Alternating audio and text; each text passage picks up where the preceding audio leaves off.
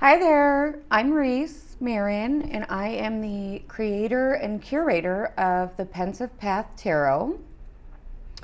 It's a deck that I recently finished, and it took me about 2.5 years to make. And this is the first video in the video series. Instead of a printed guidebook, I've decided to do a video series on the cards and kind of go over some of the paintings that I chose and my intention for the cards. And some of the cards will be done individually, and some of them I think I'm going to pair together because I think that some of them naturally kind of go together. So by the time I'm done with the series, it will be, I'll lay them out in a complete playlist so that you can just watch them continuously, even though I'll be uploading them sort of here and there as I finish. My inspiration for the Pensive Path started around like 2019. I am not a painter, and I can't draw and I can't paint. So my medium of choice is actually sourcing old artwork and repurposing it into a tarot deck or a Lenormand deck or an oracle deck. I really have a love for old things. I like vintage. I love old artwork. I think that there's really just some sort of, wisdom in these old paintings. I'm fascinated that, these talented painters are able to just create such intricate art. And it was so long ago. It was before technology and before editing and Photoshop. And I just really am drawn to the idea of, envisioning the tarot through old art pieces. So that's kind of what I've chosen to do, and that's also why I've decided to be the curated card, because I feel like that is something that I'm really drawn to, and that's something I really enjoy doing, and it's definitely a passion of mine. So when I started looking at old artwork, I had actually started with a different deck in mind, which is probably a deck I'll make in the future. But as time kind of went on, 2020 happened. We all know what happened during 2020. And as I was looking through all of these old paintings, I noticed that a lot of the paintings, the characters or the people in the paintings, they looked really irritated and really grumpy. And I was like, yes, this is exactly how I'm feeling right now during these times. And it really started to come together as the Pensive Path Tarot, because I just felt like this deck was my friend, and it really took my mind off of other things. And I was really interested in what, I guess I should say, it was almost a distraction from my own, sort of, sadness or whatever, that the people in these paintings also looked really pissed off. So I felt like they kind of knew what I was going through, and I just really connected to them, and it became, the Pensive Path Tarot. So there's kind of the theme throughout the deck in that everybody is very moody and they all feel some type of way about something, and that was kind of the inspiration behind, the reason that I chose the paintings to sort of create a cohesive deck. So I want to go over a little bit about what comes in the deck. Since this is kind of the little intro video, I want to kind of go over what I included in the deck. But I first wanted to say to make a point to say that I am also a deck collector. I have hundreds of decks. And like I said, I'm really a fan of the tarot decks that use old artwork. However, in my collection, I have a lot of the old art deck tarot decks, and I noticed that sometimes the images used can get repetitive. Like sometimes the creators will use paintings that, you know, we've seen before, or, you know, they've been used. So my intention with this deck, and I'm going to try, you know, really hard with every deck I make going forward, that these are going to be paintings that we don't see all the time. So the paintings are not like instantly recognizable, probably to most people. And they're going to be paintings that I haven't seen in any other deck. That's always my intention, is to bring something new. So it looks, even though it's an old deck with old paintings, it looks like a whole new deck because we've never seen these paintings before. So that's also kind of something I enjoy doing. It's like a treasure hunt. Every time I go down and, you know, try to find all these different paintings, I like trying to find ones that I've never seen before, because I feel like that makes the deck very unique. So the Pensive Path Tarot, the back of the box says, explore the unexpected and broaden your understanding of conventional tarot archetypes. Embark on a curious journey when you unlock this mysterious treasure trove of masterful artistry, intriguing symbolism, and allegorical substance. Each deck comes with 78 tarot cards plus a blank card, and there are also 5 bonus cards that are double-sided, and they feature unique keywords, numerology, astrological associations, the artist index, and a custom Pensive Path pivot spread, which I developed for this deck.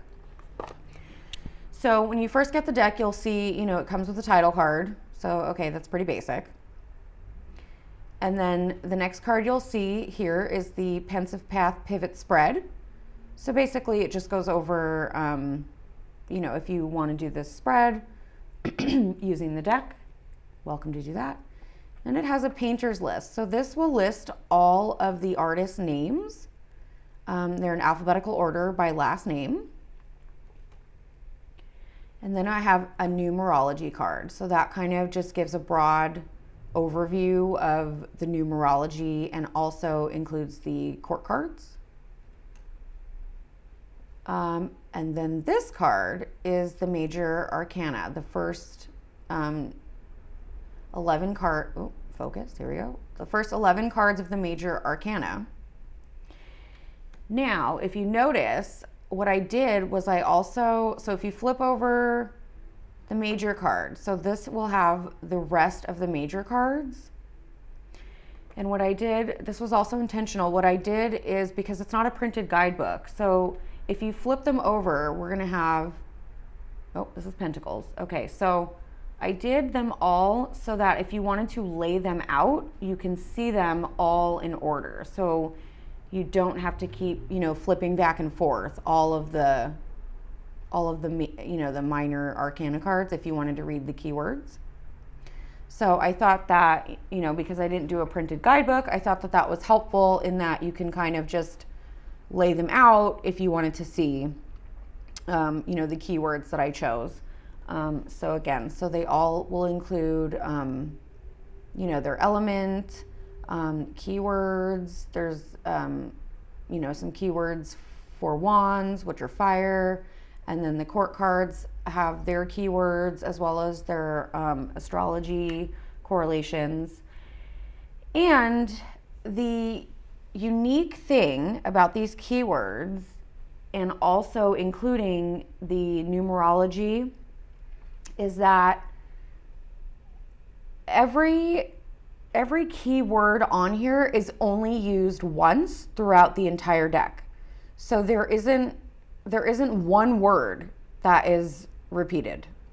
I find that this eliminates overlap and it makes for more clear, concise readings, in that I find that a lot of times when people use keywords or when they write their guidebooks, they use the word love, for example, over and over. So they use the word love for like 10 different cards. So I didn't do that. The word love is only used one time, and that's it.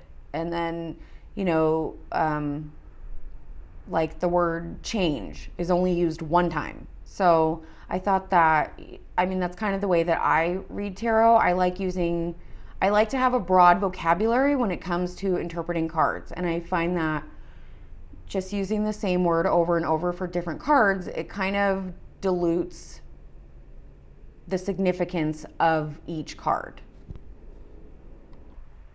So another way to use the keyword cards is, for journaling prompts. If you wanted to, each card includes at least three keywords. And I also included all of the tense. Each word has its own tense. So the reason for this is because if we do a 3-card spread, a lot of the times that will be, past, present, future. So if you get the 2 of Wands, you could use it as discovered. So in the past, you discovered something, whatever the question is, or you had planned something, right? So that would be past tense. So I included all of the possible tenses for each word. And if the card falls in the future position, maybe it's something that you need to plan.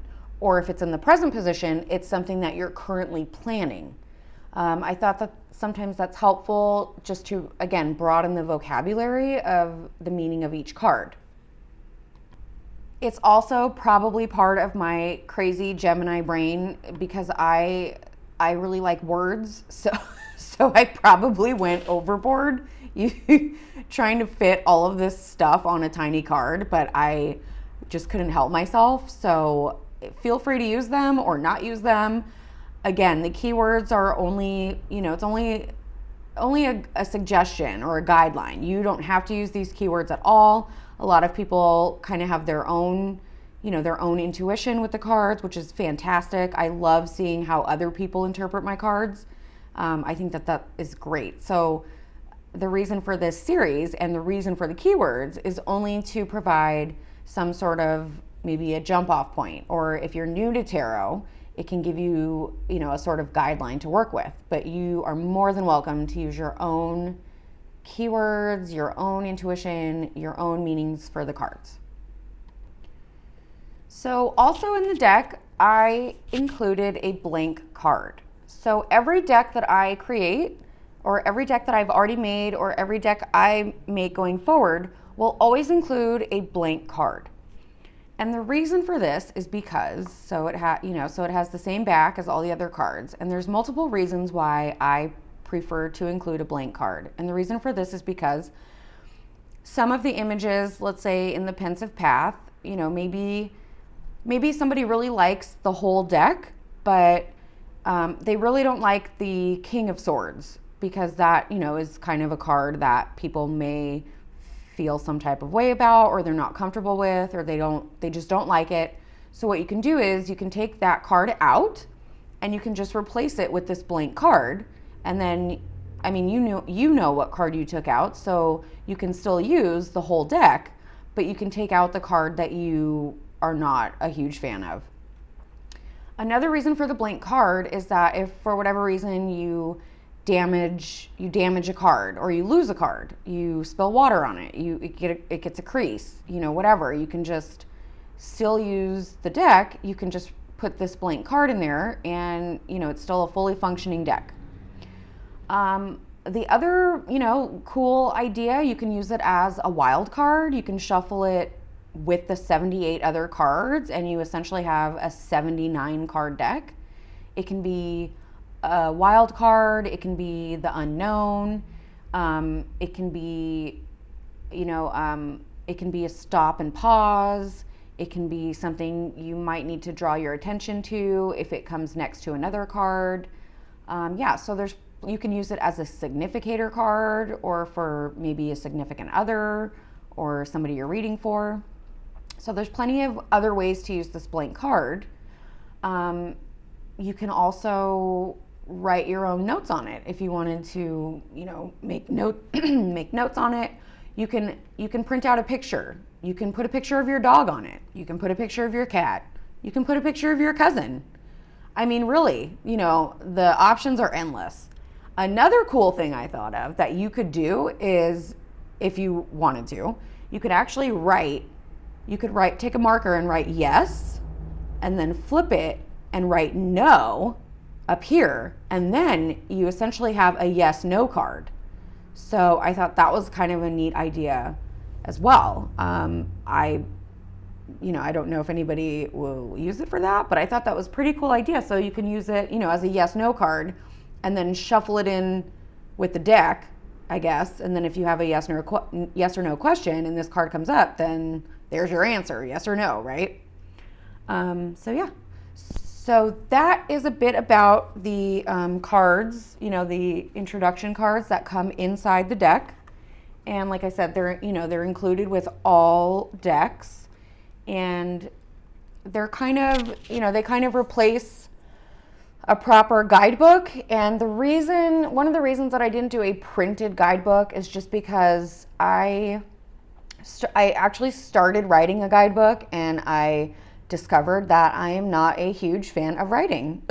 Just being honest, I feel like my thoughts are better expressed verbally, and I just had a really, really hard time sort of writing my thoughts down. I also am not a journaler. I don't journal daily.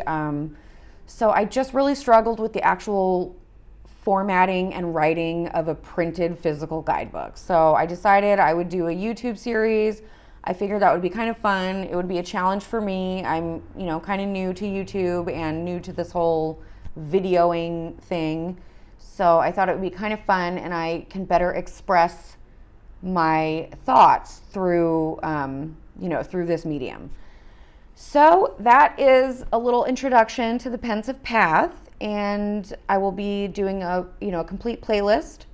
And yeah, so thanks for watching, and I will see you in the next video.